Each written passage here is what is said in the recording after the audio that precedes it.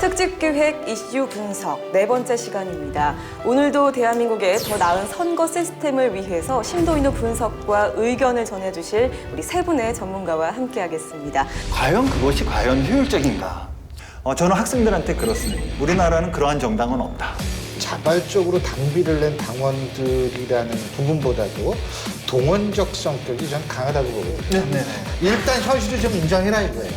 현실을 인정한 상태에서 외국에서 수많은 제도와 어떤 관행들이 우리나라에 왔을 때 그것이 우리화되는 과정. 그래도 좀 더 개선되고 나아지는데 일정 부분 그 계기를 마련하는 건 분명하지 않나 생각이 듭니다.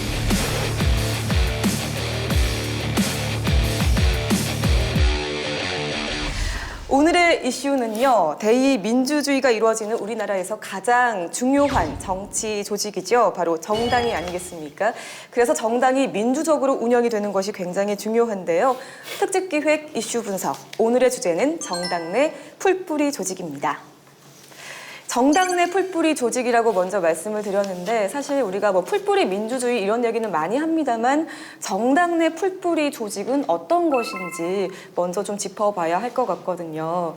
어떤 분께서 먼저 말씀해 주실까요? 네, 풀뿌리 민주주의 조직이라는 용어를 쓰시긴 했는데 네.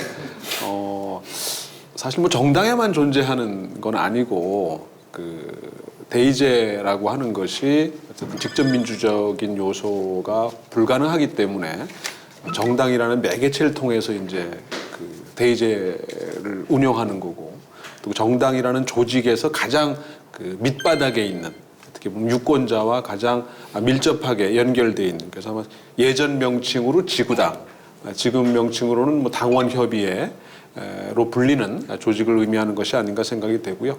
현재 법정으로는 지구당이라는 존재는 있지 않지만 필요성은 이제 계속 제기돼 온 거고 또 많은 논란들이 뒤따르고 있는 상황이기 때문에 어찌되었든 가장 기층에서 유권자의 의사를 받아들일 수 있는 통로로서의 어떤 조직이 필요하지 않느냐라는 차원에서 접근하는 것이 아닌가 생각이 됩니다.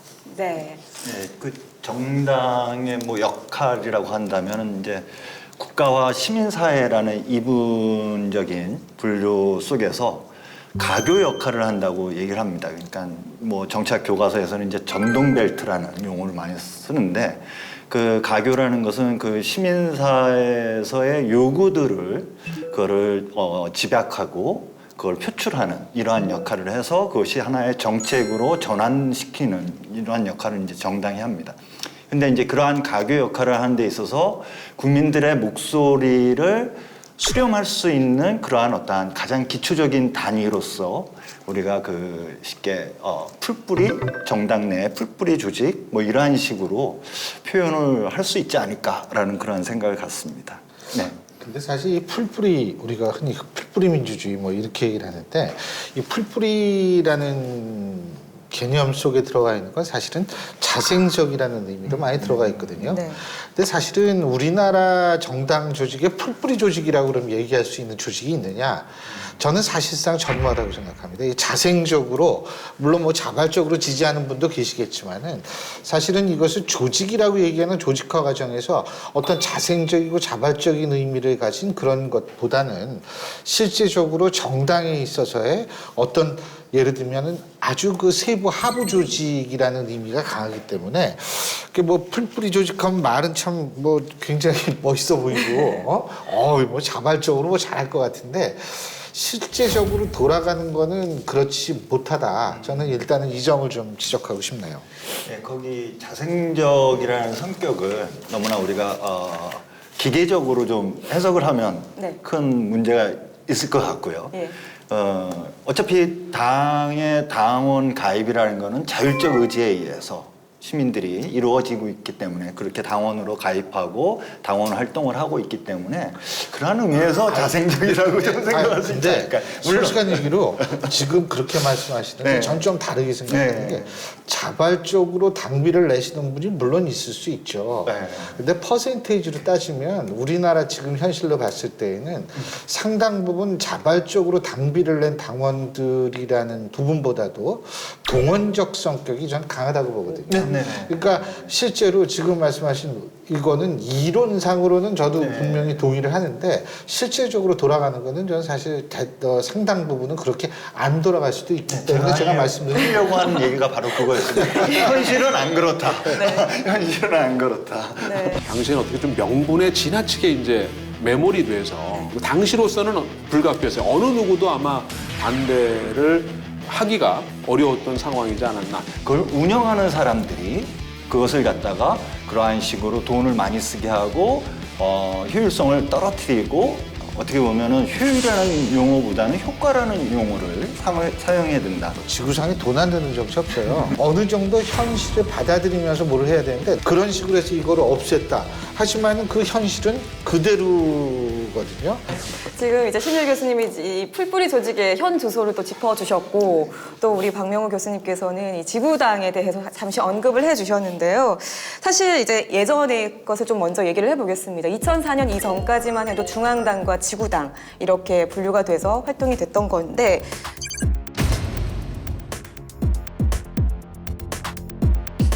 왜 폐지가 되는지를 먼저 짚어보고 얘기를 하면 좋을 것 같습니다. 지구당이라는 명칭은 이제 그때 한꺼번에 없어진 게 됐죠. 예. 근데 그 문제를 그때 처음 알았던 건 사실은 아니었어요.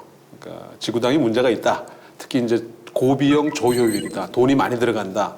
뭐 문제가 있었던 걸 전혀 몰랐던 게 아닌데 그때 처음 발견한 건 전혀 아니었고 2002년 대선 때 그 차떼기라고 해서 이제 그 불법 대선 자금이 대규모로 이제 투입이 됐었던 게 여야를 불문하고 액수의 차이는 있었지만 네. 결과적으로 문제가 됐었고 따라서 이 고비용 이 저효율의 정치 구조를 타파해야 되는 거 아니냐. 그래서 이제 오세훈법으로 불렸던 이른바 선거법 개정안들이 이제 있었고 그러다 보면서 그때 많은 변화가 있었어요. 이제 가장 큰 변화 중에 하나는 이제 1인 2표제로 이 총선에서 투표 방식이 바뀌었다라고 하는 것도 있었지만 선거운동이라든가 또는 정당법 등에서 돈이 많이 들어가는 거를 줄이는 뭔가 과감한 조치가 필요하지 않느냐라는 여론 때문에 이제 타겟이 됐던 게 이제 지구당이었고 사실 그때는 명분상 그거를 반대하기가 어려웠던 상황이었다라고 보여져요. 네. 그 이후 바로 이제 그 진보정당 계열 등에서 헌법 소원도 제기를 했었고 지구당 부활에 대한 논의가 이제 계속 되어 왔기 때문에 우리가 후반부에 논의하겠지만 네. 지금 같은 선거제도를 쓰는 한에 있어서는 그런 걸 지구당이라고 부르든 당원협의회라고 부르든 뭐라 부르든 불가피한 수밖에 없는 상황인데 네. 당시에는 어떻게 좀 명분에 지나치게 이제 매몰이 돼서 네. 감정적으로 좀 처리한 부분이 많고 오히려 양성화돼서 관리되어지고 감시되어져야 되는 것들이 이제 지하화된 것이 아닌가라는 논의가 있었고 당시로서는 불가피했어요. 어느 누구도 아마 반대를 하기가 어려웠던 상황이지 않았나. 따라서 지구당은 2004년부로 이제 폐지가 됐고 현재는 공식적으로 존재하는 조직이 아닌 게 된 거죠. 우리가 말이에요. 살면서 이름 바꾸는 경우가 있죠. 그렇죠. 뭐 사주 보러 갔더니 이름이 안 좋더라. 이래가지고 이제 이름 바꾸고 이러는데 물론 뭐 바꿔서 일이 안 풀리다가 잘 풀리는 경우도 있겠지만 사실은 그렇지 않은 경우도 많거든요. 근데 저는 그 지구당도 마찬가지라고 보는 게 지금 박명호 교수님 잠깐 말씀하셨는데 이게 폐지를 하자는 이유가 왜 그랬냐면 돈이 너무 많이 들어간다는 거예요. 간단히 얘기한다면.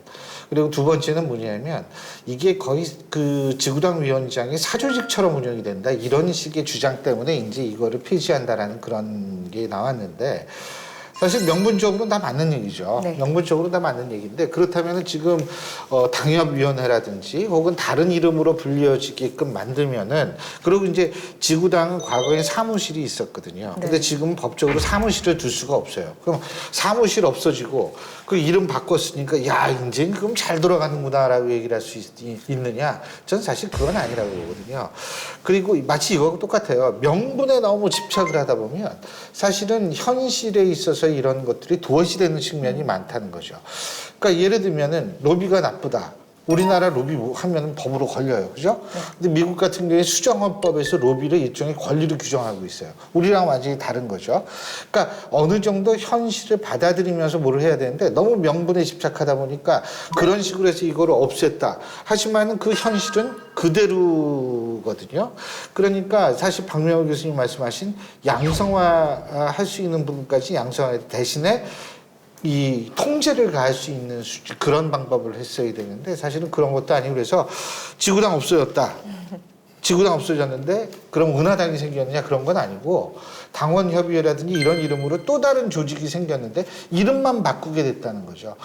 그런 차원에서 저는 사실은 이게 원래 지구당이 풀뿌리 민주주의를 하기 위한 정당 내 풀뿌리 조직이라는 차원의 의미도 많지가 않았는데 그거는 지금과 마찬가지다. 물론 전 순기능도 있다고 생각은 해요. 네. 우리나라 같은 경우에 예를 들면 지역에 있는 분들이 중앙 정치에 있어서의 어떤 자기의 목소리를 낼 수 있는 통로적 역할도 지구당에서 하는 거고 자기가 어려움을 겪었을 때 그런 부분에 대해서 하소연을 하는 역할도 받을 사회적 기능이 분명히 있거든요. 네. 그래서 그런 거 없앴다고 해가지고 지금 많이 달라졌느냐. 그리고 순기능 같은 경우도 사실은 어느 정도 인정할 부분까지는 인정해줘야 된다. 이런 생각을 하죠. 예, 저는 두 가지 정도를 좀 얘기할 수 있을 것 같은데요. 뭐 아까 박명호 선생님께서 이제 고비용 저효율에 대한 문제. 근데 과연 우리가 정치를 그러한 경제학적인 효율성이라는 개념을 통해서 설명을 할 수 있을 것인가라는 그러한 의문이 듭니다. 그러니까 어떻게 보면은 경제적인 논리는 뭐 적은 비용으로 이제 이득을 많이 얻을 수 있는 것을 얘기하지만 정치는 그렇지 않다라는 거죠. 어떻게 보면은 효율이라는 용어보다는 효과라는 용어를 사용해야 된다. 그래서 비록 비용이 많이 들더라도 그것이 공공성에 더욱더 보탬이 된다면 그렇다면 우리가 그러한 효율에 대한 문제를 좀 차치할 수 있다. 그리고 그러한 공공성을 실현하는 것에 그러한 성취라고 할까요?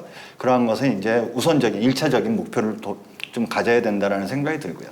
그러한 취지에서 봤을 때 이 지구당의 폐지라는 것은 굉장히 좀 잘못된 정책적인 결정, 뭐 이러한 법적인 결정이 이루어진 것이 아닌가라는 생각이 들고요. 두 번째 이제 얘기는 우리나라 같은 경우에는 뭔가 문제가 있으면 무조건 없애버립니다. 그리고 또 새로운 걸 만들어요. 그리고 또 없앱니다. 문제가 생기면. 과연 그것이 과연 효율적인가? 그렇게 봤을 때 장기적인 측면에서 보면은 오히려 그러한 점들이 더 비효율성을 만들어내는 경제적인 논리라고 하더라도 비효율성을 만들어내는 그러한 문제인 것 같고요. 지구당의 운영과 관련돼서 봤을 때 그렇게 돈을 많이 사용할 수밖에 없었던 것들은 이거는 조직의 문제는 아닌 것 같습니다. 지구당이라는 조직이 있었기 때문에가 아니라 그걸 운영하는 사람들이 그것을 갖다가 그러한 식으로 돈을 많이 쓰게 하고 효율성을 떨어뜨리고 이러한 어떤 문제가 발생한 것이 아닌가. 그리고 또 그러한 그 지구당이 운영되어지면서 당원들 간에도 굉장히 갈등이 심한 그러한 측면들이 있었습니다. 네. 그러니까 이러한 것들도 이제 운영의 측면에서 우리가 지구당을 어떻게 발전시킬 것인가를 고민했어야 되는데 무조건 문제 해결한다고 해서 없애버리는 이러한 관성, 관례 이런 것들은 좀 지양해야 되지 않는가 뭐 이러한 생각을 좀 갖습니다. 네. 지금 세 분 다 이제 지구당 폐지가 너무 명분에 입각해서 이렇게 급하게 또 폐지가 됐다 이렇게 말씀을 해주셨는데 지구당이 가지고 있는 의미와 또 그 맥락, 폐지 과정에서의 그 맥락까지 함께 짚어봤습니다. 자, 2004년도에 그 개정 당시에 내용을 살펴보면은요, 정당법 개정 이유에 대해서 앞서 우리 말씀해주셨던 것처럼 고비용, 저효율의 정당 구조 개선을 가장 먼저 이야기를 하고 있어요. 결국에는 경제 논리에 입각해서 이렇게 또 진행이 됐던 건데. 주요 내용을 보면 우리가 앞서 말씀드렸던 것처럼 지구당이 폐지가 됐고요. 그리고 당내 경선을 신설해서 상향식 공천이 이어지게 됐고 또 중앙당 규모를 줄이고 여성의 정치 참여를 확대하는 방향으로 개정이 됐습니다. 자, 그렇다면 지금부터 이제 정당 내 풀뿌리 조직에 대해서 중요 쟁점들을 하나씩 살펴볼 텐데요. 이 개정이 된 이후에 그 개정이 된 의도대로 우리나라 이 정당이 잘 흘러갔다고 보시는지 어떻게 보시나요? 2004년 정치개혁이 그러니까 정치개혁을 할 수 있는 게 두 가지 유형이 가능한데 네. 하나는 정치권의 이해가 맞아 떨어졌을 때입니다. 선거제도 바꾸는 것 같은 부분에서 네. 모두가 자기들이 이익 본다고 생각했을 때 이 정치 개혁이 가능하고 또 하나는 2004년 우리의 경우처럼 정치권 바깥의 압력이 거세서 정치권 자체가 하고 싶지 않지만 도저히 이거를 거스를 수 없을 때 이게 가능한 경우인데 우리가 이제 후자의 이제 경우에 해당이 되고 말씀하신 것처럼 지구당만 사실 그때 없어진 게 유일한 게 아니었고 네. 뭐 중앙당 규모도 축소됐고 여성의 정치 참여 비율도 이제 상향 조정되면서 이제 권고 조항이지만 이제 삽입되게 됐고 또 상향식 공천도 선언적이지만 이제 그 삽입이 됐기 때문에 여러 가지 면에서 정당 정치나 정당의 운용에 대해서 많은 변화를 가져오게 됐던 것이었어요. 따라서 그때 지구당 폐지만 있었던 게 문제가 되는 것은 아니지만 네. 다른 것들도 의도한 만큼의 효과를 냈느냐는 건 이제 별개의 문제지만 한국 정당과 정당 정치가 그래도 좀 더 개선되고 나아지는데 일정 부분 그 계기를 마련하는 건 분명하지 않나 생각이 됩니다. 사실 제가 앞서도 말씀을 드렸습니다만 지구당을 없앴다. 그러면은 돈이 적게 드느냐? 근데 우리나라 제가 이 얘기하니까 이 말씀 좀 드려야겠어요. 우리나라에서는 돈 안 되는 정치라고 얘기를 하죠. 지구상에 돈 안 되는 정치 없어요. 돈 적게 되는 정치를 추구해야 되는 거 이렇게 표현을 해야죠. 근데 사실은 지금 고비용 아까 얘기 나왔는데 돈이 너무 많이 들어가는 건 사실이에요. 그때 지구당이 있을 때나 지금이나 그 돈이 너무 많이 들어가는 것은 사실이고 그렇기 때문에 우리나라에서 실제적으로 그 돈 때문에 정치 자금법 위반으로 뭐 들어가고 뭐하고 이런 경우가 발생하는 것도 사실은 돈이 너무 많이 들어가기 때문에 그렇거든요. 저도 우리 김 박사님 말씀하신 대로 민주주의는 효율성을 추구하는 제도가 아니라 효과적인 제도를 산출하는 거라고 생각합니다. 근데 지구당 문제는 효율과 효과의 문제가 아니에요. 이거는 제가 생각할 때는 이거는 선거와 관련된 조직, 소위 말해서 가장 밑바닥을 훑을 수 있는 조직에 관한 문제거든요. 네. 이거는 우리 솔직한 얘기를 요새 한번 봅시다. 자, 지금 국회의원 4급 보좌관을 2사람을 쓸 수가 있어요. 근데 그 중에서 국회의원 한 사람은 반드시 지역구에 내려가 있어요. 보좌관 한 사람. 보좌관 한 사람은. 예? 그러면은 지구당 없앴다? 그거 왜 내려가요? 그러면은. 예? 그게 말이 안 되는 얘기거든요. 그렇기 때문에 지금도 이름만 없어졌다 뿐이지 문제는 그대로 있다라고 저는 생각하는 거기 때문에 이게 사실 눈 가리고 아웅하는 거예요. 예전에 대학 다닐 때 말이에요. 군대 친구들 면회 가잖아요. 그럼 면회실에 술 못 먹게 해요, 소주. 예? 그때 어떻게 되는지 아세요? 책상 위에, 면회서 책상 위에 소주 잔만 있으면 괜찮아요. 거기 뭐가 담겨있든 잔만 있으면, 병만 없으면 돼요, 병만. 예? 먹는 건 똑같거든요, 소주. 네. 이런 식의 멘탈이 지금도 유지가 되고 있는 건 아닌가 이런 생각을 하게 되는 거죠. 네.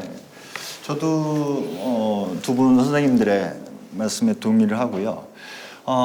쉽게 지금 뭐 당원협의회라든가 지역위원회, 지역구위원회 뭐 이런 식으로 이제 명칭이 여러 갈래로 사용되어지는데 그것이 이루어졌다고 해서 진짜 우리가 원래 지구당을 폐지하는 목적에 네. 부합되었느냐, 그러한 모습을 보이고 있느냐라는 점에 대해서는 굉장히 회의적인 어떤 생각을 갖습니다.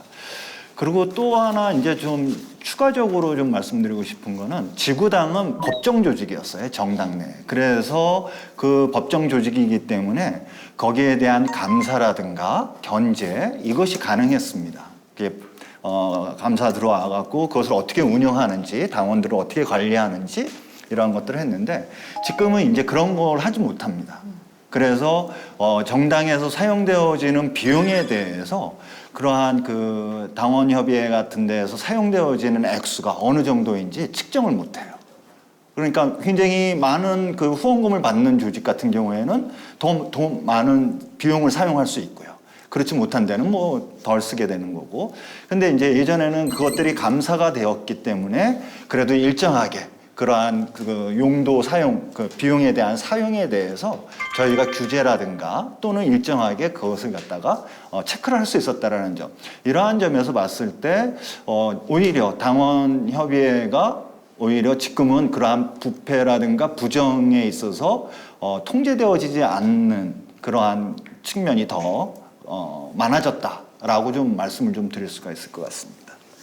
네, 박명호 교수님께서는 뭐 지구당 폐지 이외에도 긍정적인 부분이 많다라고 또 얘기를 해주셨는데 사실 이제 이름만 없어질지 원래 그대로의 그런 문제점들이 고스란히 지금 계속해서 이어져 왔다라고 또 신유 교수님께서 말씀해 주셨고요.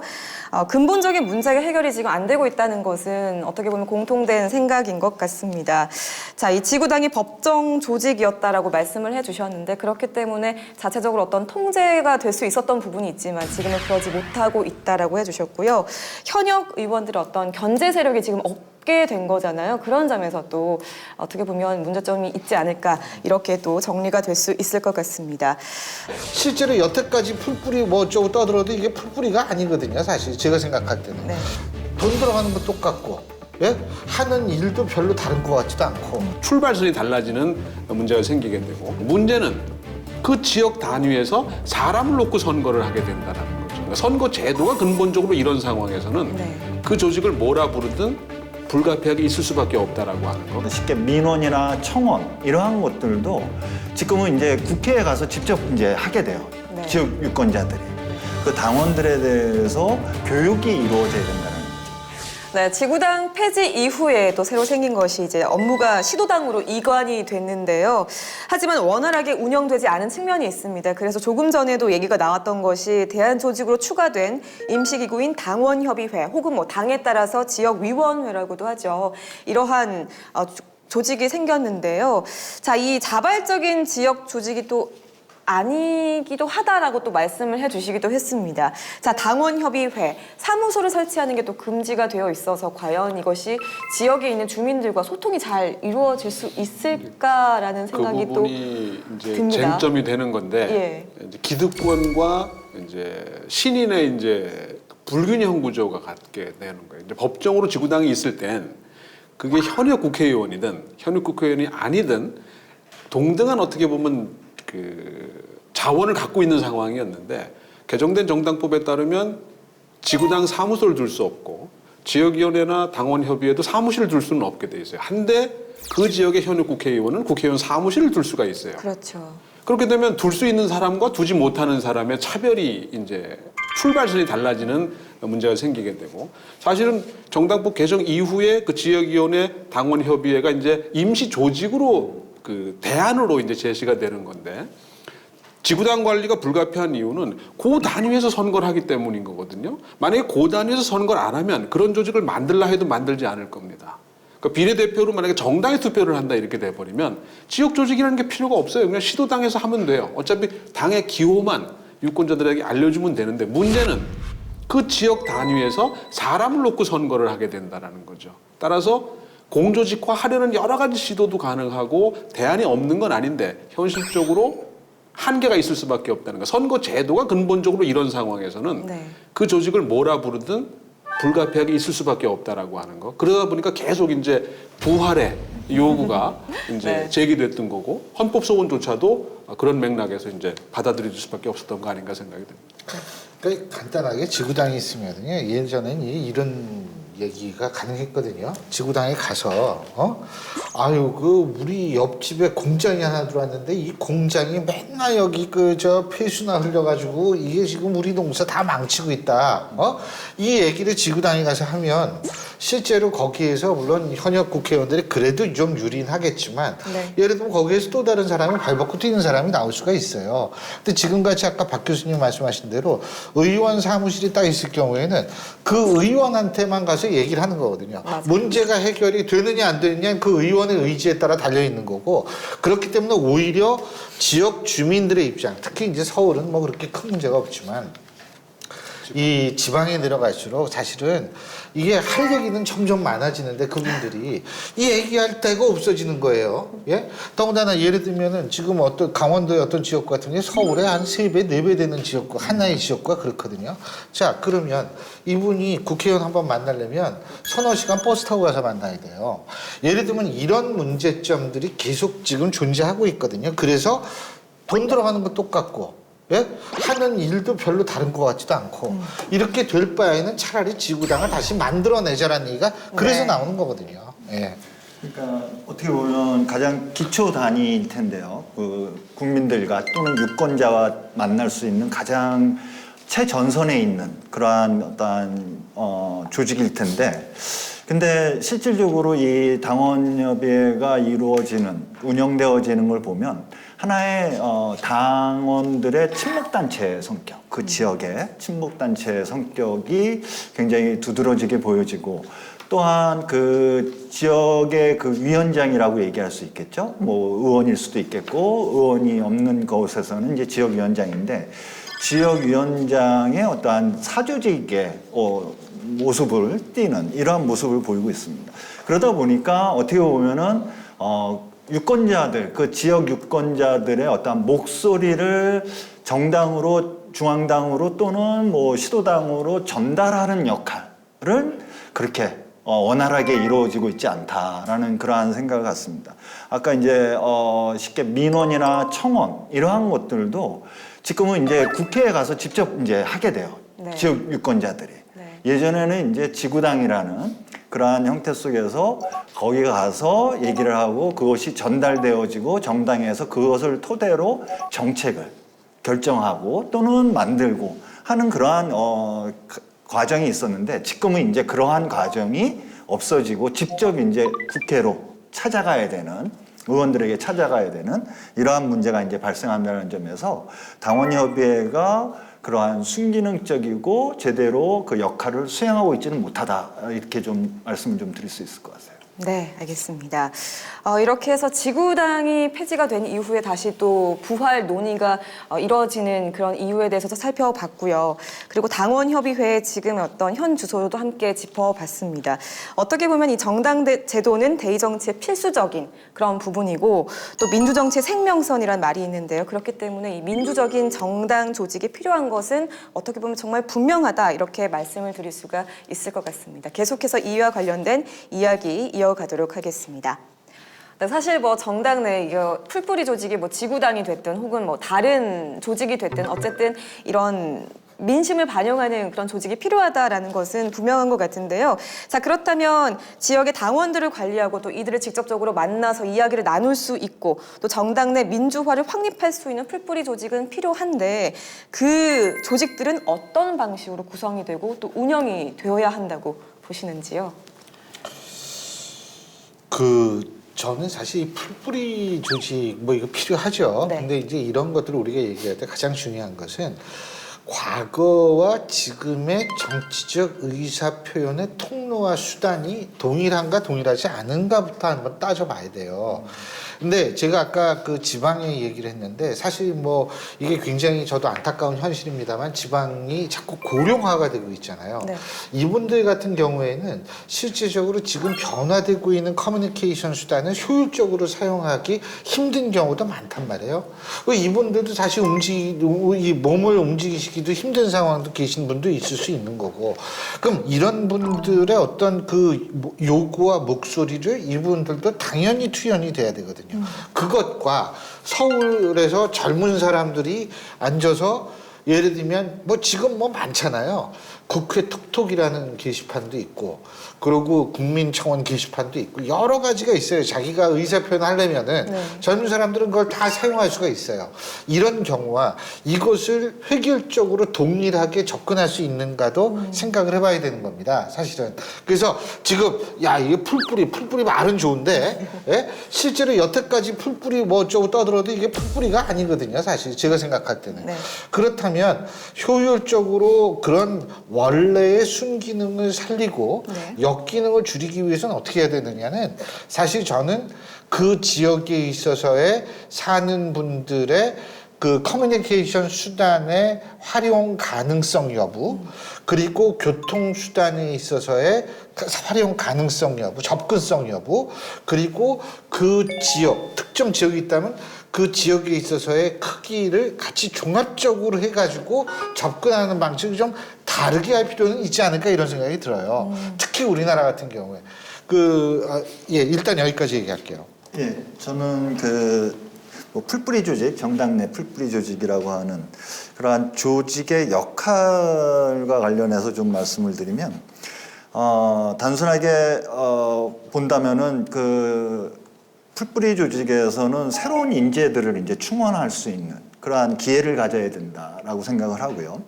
그 다음에 그 풀뿌리 조직이 할 수 있는 거는 그 당원들을 단순히 모으기만 하는 것이 아니라 그 당원들에 대해서 교육이 이루어져야 된다는 거죠. 그 정당이 지향하는 가치라든가 그리고 정당에서 추구하는 정책들에 대한 교육들.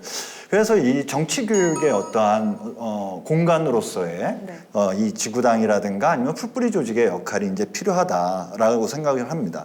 그 다음에 이제 세 번째로 이제 말씀드릴 수 있는 거는 그 지역에서 발생되어지는 다양한 민생과 관련된 내용들을 취합하고 그것들에 대한 대안들을 한번 같이 모색해 보는 이것을 단순히 중앙에 있는 정책 입안자들만의 고민거리가 아니라 바로 그 당의 당원들이 가장 기초적인 당원들이 바로 그러한 것들을 고민하고 함께 그들과 지역 유권자들과 지역 주민들과 함께 풀어나가려고 하는 노력들 이러한 것들을 수행하는 역할들을 이 우리가 얘기하는 풀뿌리 조직으로서의 그러한 지구당이든 아니면은 뭐 지역위원회든 예, 당원협의회든 이러한 공간에서 충분히 소화를 할 수 있어야 된다. 그리고 그러한 것을 목표로 해야 된다.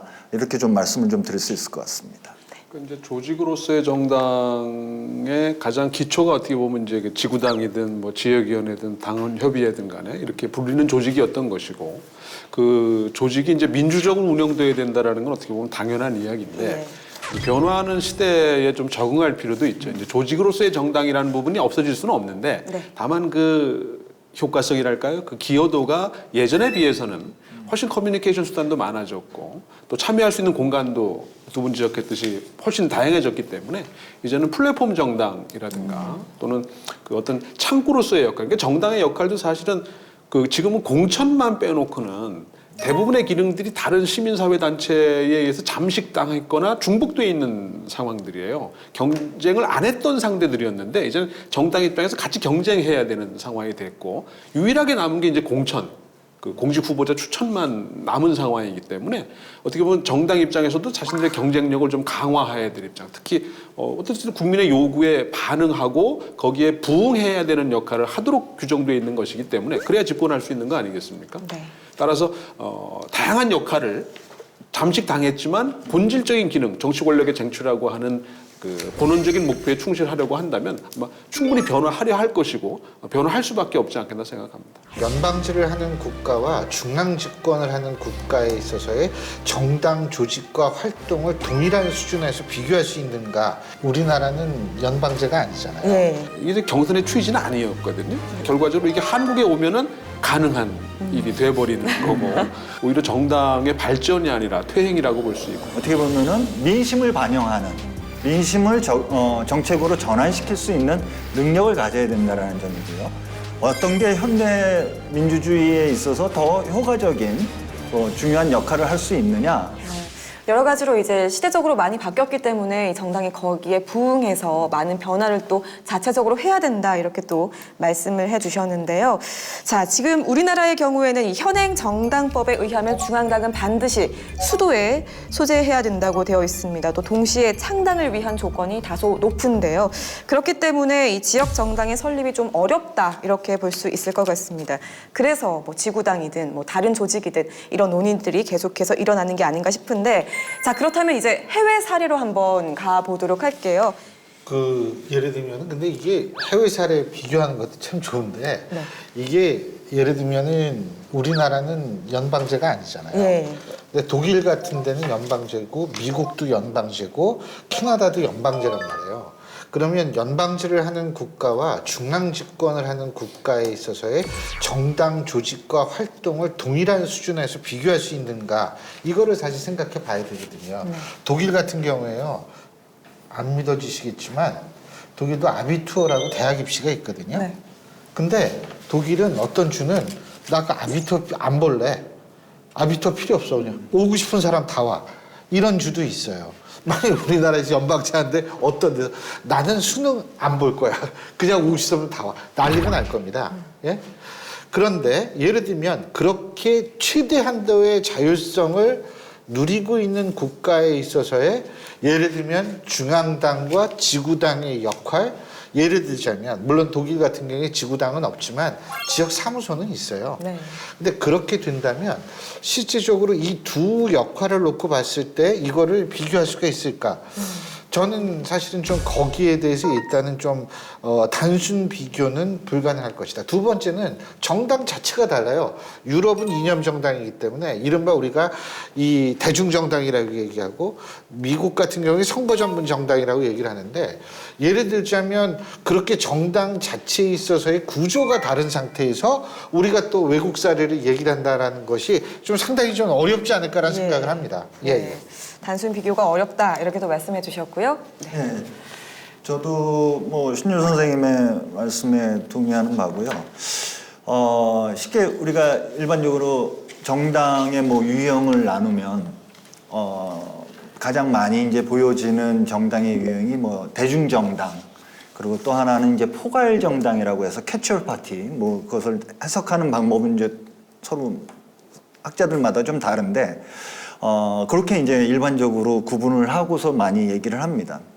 근데 이제 대중정당 같은 경우에는 우리가 굉장히 중요하게 생각하는 바가 뭐냐면은 지부 조직을 갖고 있다고 하는 거예요. 그러니까 아까 말씀드렸던 그러한 기초 단위로부터의 정당 조직이 있고 그것이 점점점 넓은 지역으로, 즉 시도당으로, 중앙당으로 이러한 피라미드형의 그러한 구조를 갖고 있는 그러한 것을 이제 대중정당의 가장 큰 특징으로 하는 거고요.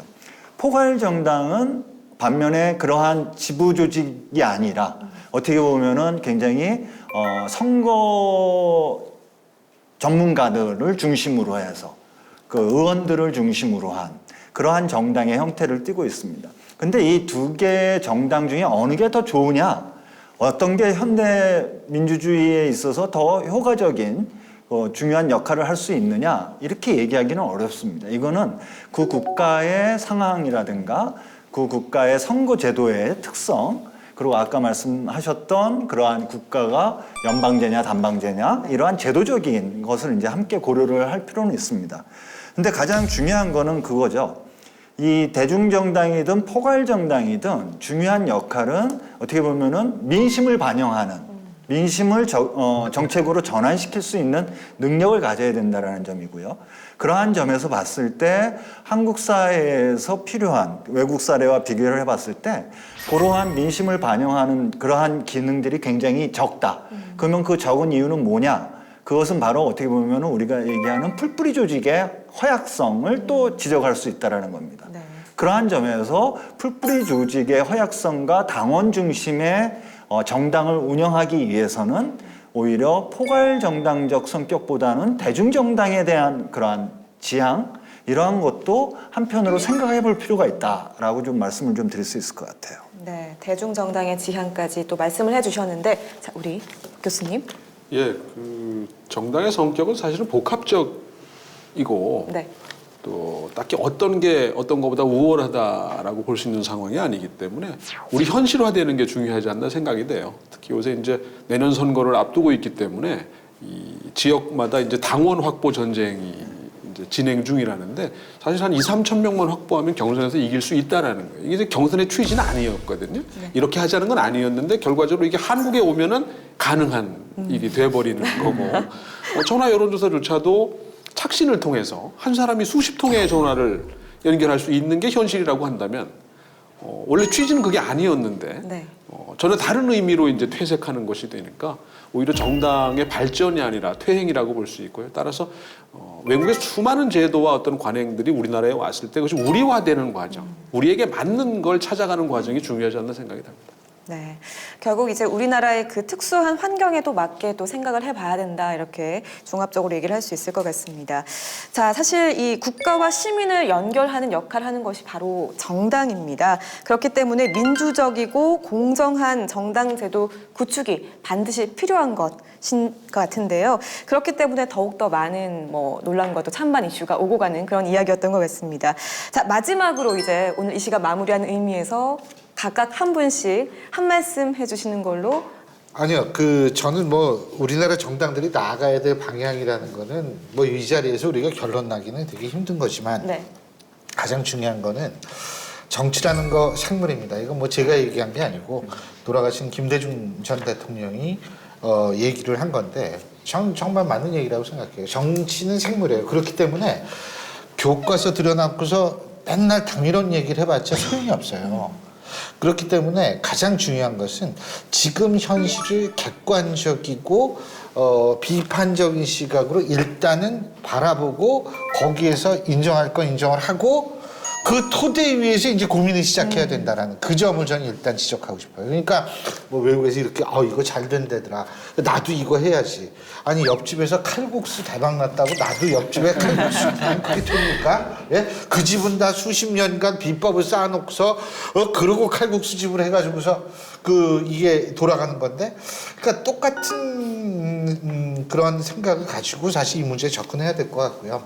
우리나라는 그 차원에서 이것도 저것도 아니에요. 대중정당을 얘기를 하면서 네. 대중정당을 얘기하면서 캐치얼 파티식의 어떤 당 운영을 하고 말이에요. 예. 순전히 말로만 해요. 예를 들면 옛날엔 원내 총무였거든요. 요새 원내 대표잖아요. 원내 대표 왜 만들었는지 아세요? 미국 거니까 멋있거든. 뭐 헌법기관이고 뭐 독립적으로 원내 대표 만들었어요. 하는 일은 옛날 원내 총무랑 똑같아요. 국회의원들의 자율성이 없고 그거는 사실 언론도 반성해야 됩니다. 예를 들면 국회의원이 자기가 독립적으로 뭐 하나 딱 투표를 했어요. 그럼 신문에 뭐라고 나는지 아세요? 의원들 집단 반란. 아니 민주적인 정당에서 다른 의견 할 수도 있는 거지 그걸 반란이라고 우리는 표현하는 나라에 살고 있습니다. 예? 이러면서 그러니까 우리나라는 다 좋은 것만 얘기를 하고서 실제 현실을 도외시하고 있어요. 이러니까 해법이 안 나오는 거예요. 그러니까 제가 요약적으로 얘기한다면 이것도 저것도 아닌 거 좋은 것만 다 갖다 가지고 뭐 하려고 하지 말고 일단 현실을 좀 인정해라 이거예요.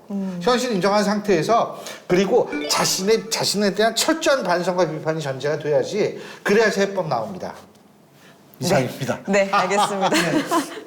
저는 딱 한 가지만 좀 말씀드리면 우리나라의 정당은 굉장히 인물 중심의 정당이다. 네. 그래서 선거 때마다 새로운 인물들이 등장합니다.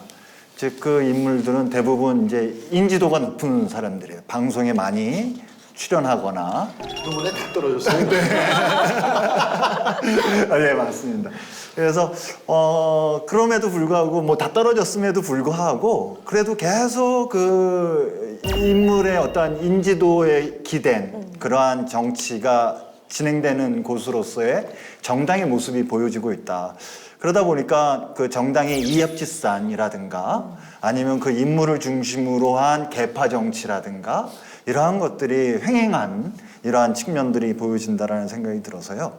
우리나라의 정당 정치가 좀 발전하기 위해서는 좀 가치 중심의 그 다음에 정책 중심의 그러한 정당으로 탄생할 필요가 있다. 재탄생할 필요가 있다라는 생각이 듭니다. 어떻게 보면은 뭐 교과서적인 얘기고 또 당이론적인 얘기지만 우리가 정당이라는 걸 정의할 때 뭐 동일한 주의 주장을 갖고 권력 획득을 위해서 함께하는 사람들의 모인 집단이다라고 하는데 저는 학생들한테 그렇게 얘기를 해요. 우리나라는 그러한 정당은 없다. 우리는 동일한 주의 주장을 갖고 있는 권력 획득을 위해서는 존재하지만 동일한 주의 주장을 실천하려고 하는 정당은 없다. 이러한 얘기를 합니다. 너무 단적인 얘기일지 모르겠지만 하지만 이제 우리가 지향해야 될 부분들은 그러한 좀 정책 그리고 가치를 중심으로 한 정당으로 좀 탈바꿈해야 된다라는 것을 좀 말씀드리고 싶습니다. 네. 저는 정당이 위기다. 이제 곧 대체될 수도 있다. 라는 생각을 합니다. 그 역할을 잘 찾아야 되고 그 역할을 잘 수행해야 된다고 생각하는데 저는 그 어떤 것보다도 문제 해결 능력이 중요하지 않느냐. 아직까지 우리 정치는 안타깝지만 구호의 정치고 원칙의 정치고 가장 안 좋은 장면 중에 하나는 당내 무슨 회의하면서 그 당 지도부 사람들이 피켓 들고서 구호 외치는 장면이라고 저는 생각합니다. 정당이 그러면은 그거는 시민사회단체하고 다른 게 뭐냐라고 하는 질문을 받을 것 같고 그들은 실제 현장에서 문제를 해결해야 되는 사람들이지 네. 문제를 제시하는 데는 이미 넘어선 거 아니냐. 따라서 문제 해결 능력을 가진 정당 정치가 되어야 되지 않나 생각합니다. 네. 일단 뭐 현실을 좀 인정하고 그 해법을 찾아야 된다. 그리고 또 인물 중심에서 이제 가치 중심 혹은 뭐 정책 중심으로 바뀌어야 된다. 또 역할을 잘 찾아야 그러니까 문제 해결 중심으로 이렇게 정당이 잘 그 역할을 해야 된다 이렇게 또 종합적으로 정리를 할 수가 있겠습니다. 네, 오늘 말씀 잘 드렸고요. 자, 이제 다음 시간에는 민주주의의 꽃, 선거를 더욱 뜨겁게 또 공정하게 이끌어갈 선거운동 규제에 대해서 살펴보도록 하겠습니다. 자, 그때도 심도 있는 이야기 나눠보도록 하겠습니다. 오늘 세 분 고맙습니다. 수고하셨습니다.